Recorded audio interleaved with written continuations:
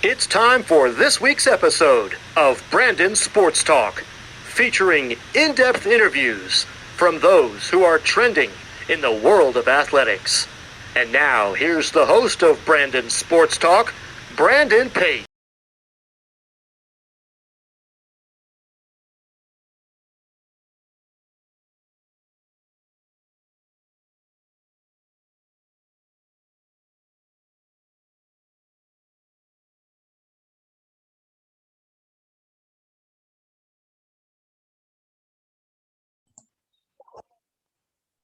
Welcome back to Brandon Sports Talk. In today's episode, I have the privilege to interview Cincinnati head coach of lacrosse, Gina Thomas. How are you doing today? Good. How are you? I'm doing good. Can you talk about how you knew that you wanted to get into college coaching of college lacrosse? Yeah, I really didn't know that that's what I wanted to do. But when I graduated, it was an opportunity that presented itself as, my coach left. And I just wasn't ready to be done with sports. And I figured the coaches that have coached me inspired me so much that I felt like it was something that I can do for other young women in the sport. So that's how I got into it. What was your college playing time like at Ohio State? It was amazing. We made history as a program, and we had a lot of diversity on our team, and some players from Canada that I looked up to, and kind of showed me the way as a young freshman and sophomore. And we were our conference champions. I had some awards individually, but just as a team and as an athletic department, it's top notch and it's first class, and it was really an amazing experience. What was it like, obviously, getting to put on that Ohio State jersey and obviously playing in the Big Ten? Yeah, so I mean, when I played, it wasn't the Big Ten because they didn't have a lot of Big Ten schools didn't have lacrosse yet. It was like a kind of made up conference, the ALC. But there's no feeling like it, and I think every athlete that plays at any level, Division 1, 2, or 3, just getting to represent something bigger than yourself and a university is an honor. And then for me to represent a university like the Ohio State University, it was really cool. And I always used to laugh because my maiden name was Oliver, so I used the Blocko as kind of a staple for me, and a staple for my last name on everything. Of course, what was it like joining the U.S. national team after college? I'm sorry, can you ask that again? What was it like joining the U.S. national lacrosse team after college? Oh, it's weird because that was like a dream that I never thought I had. It was, my assistant coach just told me I need to try out, and I tried out and actually made the developmental team. And I just thought it was, really cool as you see growing up, the U.S. men's and women's basketball teams and these Olympic teams, and then the USA and the pride they play with. So, for me, it was just like now being in that position to put USA across my chest. And even if it was a penny, I thought it was like the coolest experience, and, just an honor to represent again, not just now a university, just the United States of America. What was it like, obviously, getting into college coaching and coaching at your alma mater, Ohio State?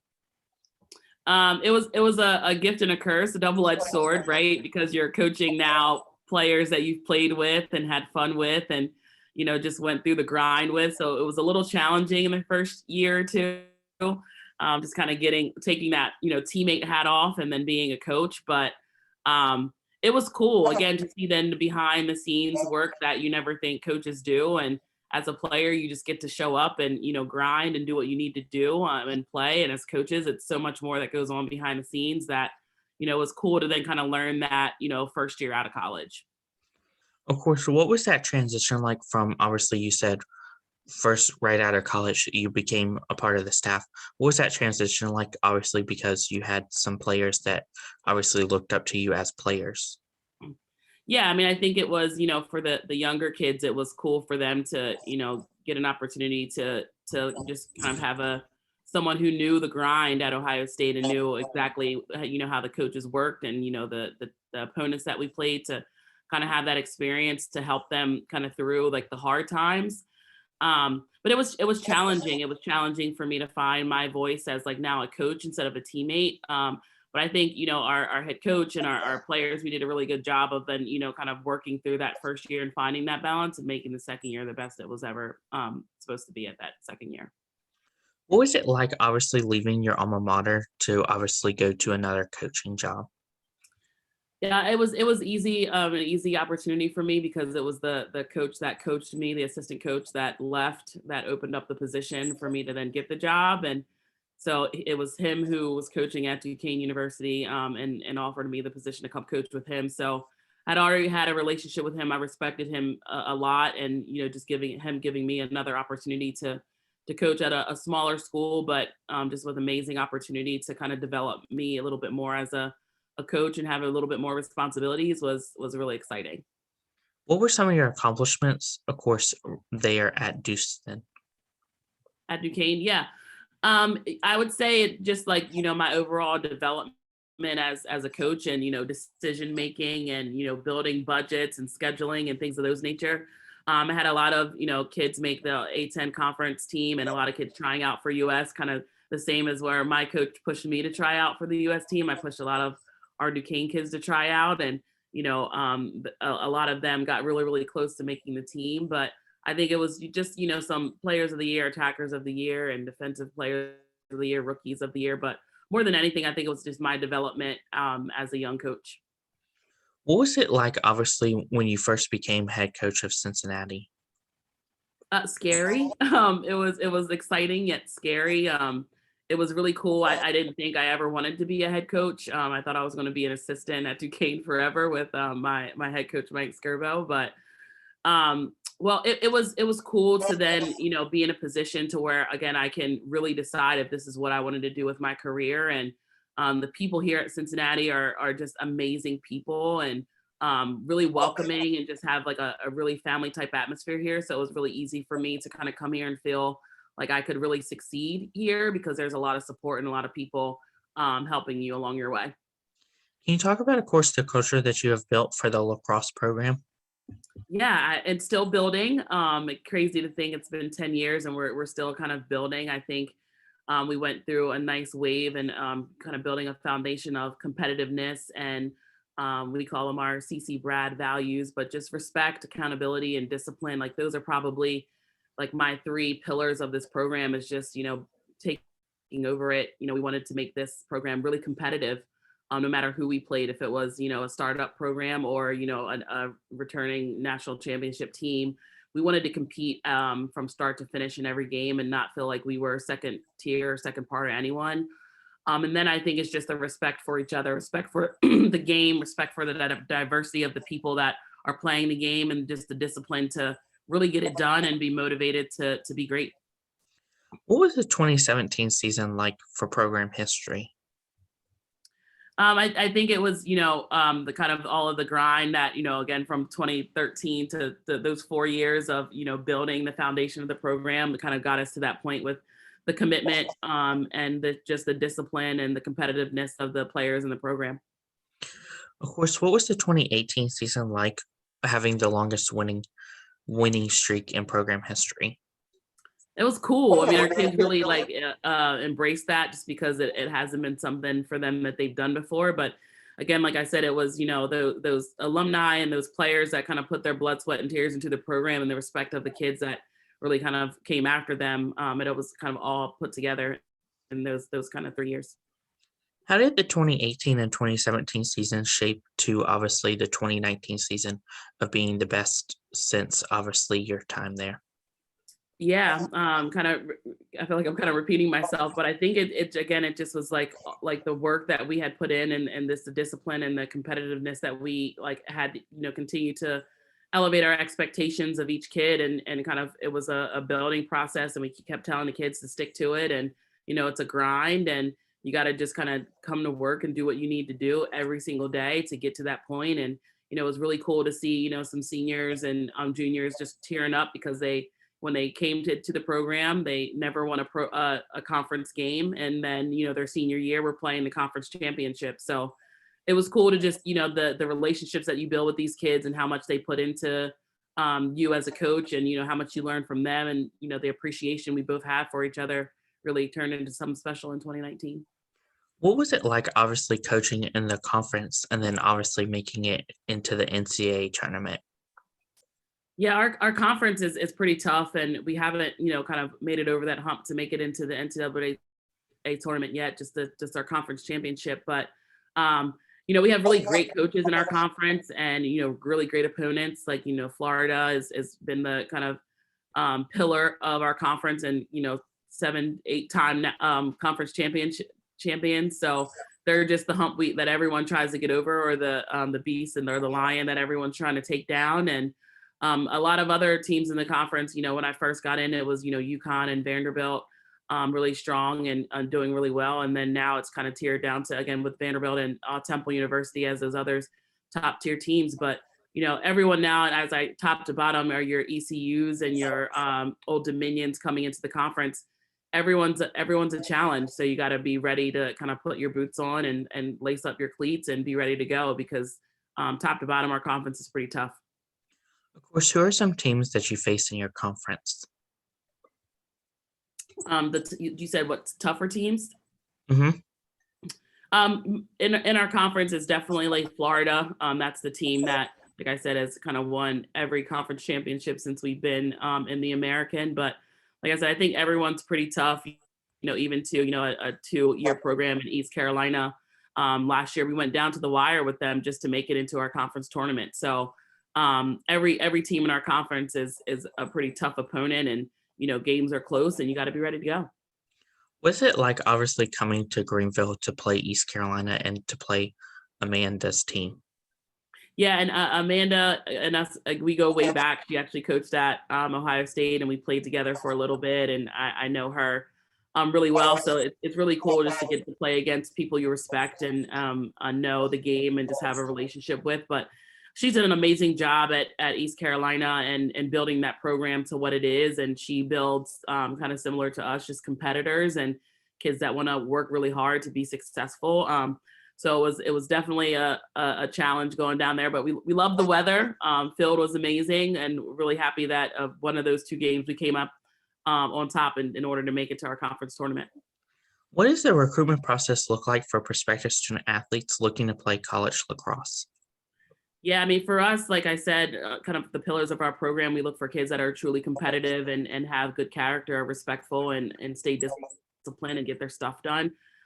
It's just, we are people here at Cincinnati. Like I said, one of the reasons why I chose here and stayed here is there's so much support, and the people here are just amazing people and really push you to be successful. So I think just what we look for is this athleticism and competitiveness, because everything else we can teach, but you can't teach a kid to be competitive. You can't teach a kid to be athletic. So just that's what we look for. And as we continue to kind of build, like you said, our program and our foundation to win championships and make it to the NCAA, we just look to bring in kids that have that same vision. What does it look like on the official visit for Cincinnati Lacrosse? It's a lot of fun because a lot of the recruiting process for them is kind of daunting. So we try to make it as fun as possible. And again, it's about the people here. So we try to get them around as many of their teammates and as many as the people in athletic department, get to meet our academic advisors and go to a class and just hang out with the team and have team meals. We usually try to surround our official visit around some type of sporting event, whether it's basketball or football, mostly football. And our football team has been crushing it. So we try to have just show them the environment that they chose and what they're excited to kind of bring into. So it's really a really fun time where they get to kind of relax and just enjoy it now that they've committed to Cincinnati. And it's just more so the fun part of the recruiting process. Of course, during the recruitment process on the official visit, do they get to try on the red and black jersey to obviously see if Cincinnati's where they feel at home? Yeah, we've done that with some kids upon request, not everyone, but we usually try to like get their numbers and see, who is what number, and see if they want to kind of take that as they're then kind of coming out to, when they kind of commit, they post their pictures. But a lot of it is, individual, and it depends on the kids. Some kids just don't, see that as important, but some kids really kind of ride that wave of really putting on the jersey and feeling like this is it. So it's kind of turned into a little bit of football and basketball where you got to kind of show your colors on decision day. Of course, as head coach, what is it like obviously seeing them try on that jersey and feel at home in that jersey? It's exciting because you look forward to kids choosing your school and choosing you as a coach based off of just like I said, just like the respect and just the environment that we try to create and the character of who they are. So I think more than anything, I feel like they feel at home before they even put on the jersey. But for them, just to see their eyes light up, just to see the uniform and put it on with their number, and the excitement is really cool. What are some of your future plans for your program? Just continue to build the brand of Cincinnati Lacrosse and what that means, and continue to make the alumni proud to be Bearcats, and continue to build this athletic department on and off the field and in the community, and inspire young women to be the best that they can be and play lacrosse. And it's a really fun sport. So just building the brand of what it is to play here, and just the people here, and impact, not only the athletes that we have on the team, but the community as well. What advice would you give high school athletes looking to go into college lacrosse? I think I would tell them to have fun and play as many sports as they possibly can as they're young, just to make it fun and not get burnt out. But I think it's, really, really kind of looking at the process of, is this what I really am going to be committed to do? Because it's hard. It's a grind, and it's not all fun. There's some days that are daunting, just like any other sport. But I think it's just, kind of, again, have some fun with the game, learn the game, respect the game, just go to as many games and play as much as you can around, and be around really great people. What advice would you give college lacrosse players looking to go from college lacrosse to obviously coaching in lacrosse? Yeah, I would say it's probably the same advice. I think, college coaching, I didn't really know as an athlete, kind of what went on behind the scenes. So I think it's just, we have a kid that just graduated last year that's now coaching at a rival school in our conference. And we joke all the time about how she's like, wow, I just never knew there was this much that went into college coaching. And I'm like, yeah, it's not just show up on the hour before practice and, practice and then be ready for game day. There's a lot that goes into it. So you got to really know, like, it's about people. It's about creating relationships and, building your success. It's your way. There's no right or wrong way to build success. It's just really inspiring young women to be the best that they're capable of being, and challenging them, and being competitive, but also building an environment of, acceptance and respect and love. So That's great advice. Where can my listeners find you at on social media along with the Cincinnati Lacrosse program at? yeah, we are on Instagram and Twitter. I'm not on Instagram. I'm just on Twitter. It's Gina Oliver UC. And Instagram, it's Cincinnati Lacrosse. And that's our Twitter handle as well. So, and our website is at gobearcats.com/lacrosse. There's a lot of now social media and website information you guys can get anywhere on that. So Thank you again, Coach Gina Thomas, for your interview, and best of luck in your future with the Cincinnati Bearcats. thank you so much, Brandon. You can find Brandon Sports Talk on Facebook at Brandon Sports Talk, Instagram at Brandon Sports Talk, Twitter at Talk_Brandon, and you can find me on YouTube at Brandon Sports Talk. Don't forget to like, comment, and subscribe. Thank you again, Coach Gina Thomas, for your interview, and best of luck in your future. Thank you. You've been watching Brandon Sports Talk. Please feel free to like, share, and subscribe to Brandon Sports Talk on social media and on YouTube.